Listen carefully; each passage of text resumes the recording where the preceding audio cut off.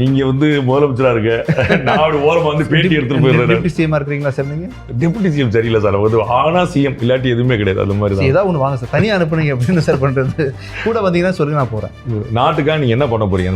நீங்க வரீங்களா? 2 பேரும் சேர்ந்து பண்ணலாம். நான் வந்து ரஜினி சார்ட்ட வேற ஒரு சந்தர்ப்பத்தை சொல்லும்போது சொன்னேன், நான் பாலிடிக்ஸ்ல இறங்குற பிளான்ல இல்ல. பாலிடிக்ஸ்ல இறங்கினா தேர்தலில் நிக்கணும், தேர்தல்னா ஜெயிக்கணும், ஜெயிக்கிறதுக்கு காலை பிடிக்கணும், கழுத்து நெரிக்கணும். இது நான் பண்ண முடியாது, அதனால எனக்கு அது வரல அப்படின்னு சொல்லி சொன்னேன். ஜெயிக்கிறதுக்கு காலம் பிடிக்க வேணாம் சார், அரசியல்ல இல்லை சார். நீங்க உங்க ஃபேஸ் வேல்யூக்கு ஜெயிச்சிடலாமே சார். நீங்க வந்து இன்னுமா இந்த உலகம் என்ன நம்புறீங்க? இல்லை சார், அது நமக்குன்னு ஒரு பகுதி இருப்பாங்கல்ல சார்.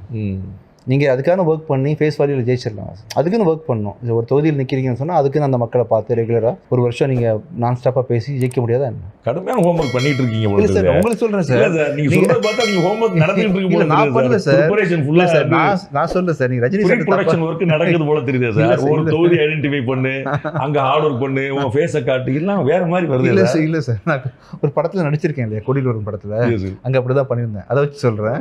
ரஜினி சார்ட்ட நீங்கள் தப்பாக சொல்லிட்டீங்க, நீங்களே ஜெயிக்க முடியும். அதுக்காக சொல்றேன். நமக்கு அரசியல் வந்து சரி வர அடிக்கிறது. நீங்க வந்து அரசியலையே ஆர்வமா இருக்கீங்க, நீங்க பண்ணலாமே சார். நான் ஒரு பார்வையாளனா இருக்க விரும்புறேன், அவ்வளவுதான். ஏன் சார் பாக்குறீங்க? ஹெல்ப் பண்ணுங்க சார். நாட்டுக்காக நம்ம பண்ண வரைக்கும் பத்தாதா? பிரச்சனையா போயிட்டு இருக்கு சார், தயவு செஞ்சு தீர்த்து வைங்க சார். பராசக்திங்கிற டைட்டில் முதல்ல அது ஒரு பொலிட்டிக்கல் டைட்டில், சரிங்களா? அது வந்து கலைஞருடைய சக்தி திருமகன் தான். அதான் வரேன், கலைஞருடைய இது. அதனால முதல்ல நீங்க அங்க ஆசைப்பட்டீங்க அந்த இடத்துல.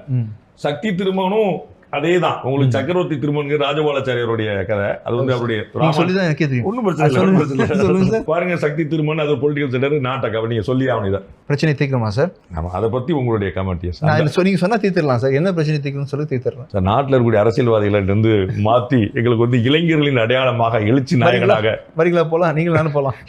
உங்களுக்கு என்ன துறை வேணும், நான் என்ன துறை எடுத்துக்கணும் நீங்க சொல்லுங்க சார். சார் நீங்க வந்து முதலமைச்சரா இருக்க, நான் அப்படி ஓரமா வந்து பேட்டி எடுத்துட்டு போயிடுறேன். டெப்யூட்டி சிஎம் இருக்கீங்களா சார் நீங்க?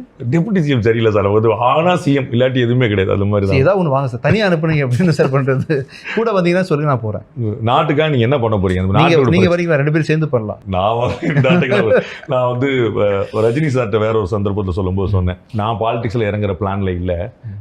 பாலிடிக்ஸ்ல இறங்கினா தேர்தலில் நிக்கணும், தேர்தல்னா ஜெயிக்கணும், ஜெயிக்கிறதுக்கு காலை பிடிக்கணும், கழுத்து நெரிக்கணும். இது நான் பண்ண முடியாது, அதனால எனக்கு அது வரல அப்படின்னு சொல்லி சொன்னேன். ஜெயிக்கிறதுக்கு காலம் பிடிக்க வேணாம் சார், அரசியல்ல. இல்லை சார், நீங்க உங்க ஃபேஸ் வேல்யூக்கு ஜெயிச்சிடலாமே சார். நீங்க வந்து இன்னுமா இந்த உலகம் என்ன நம்புறீங்க? இல்லை சார், அது நமக்குன்னு ஒரு பகுதி இருப்பாங்கல்ல சார். நீங்க அதுக்கான ஒர்க் பண்ணி ஃபேஸ் வேல்யூவில் ஜெயிச்சிடலாம். Behind it, straight from the heart with Rangaraj Pandey. Title sponsor, Let's Go Holidays, travel beyond boundaries.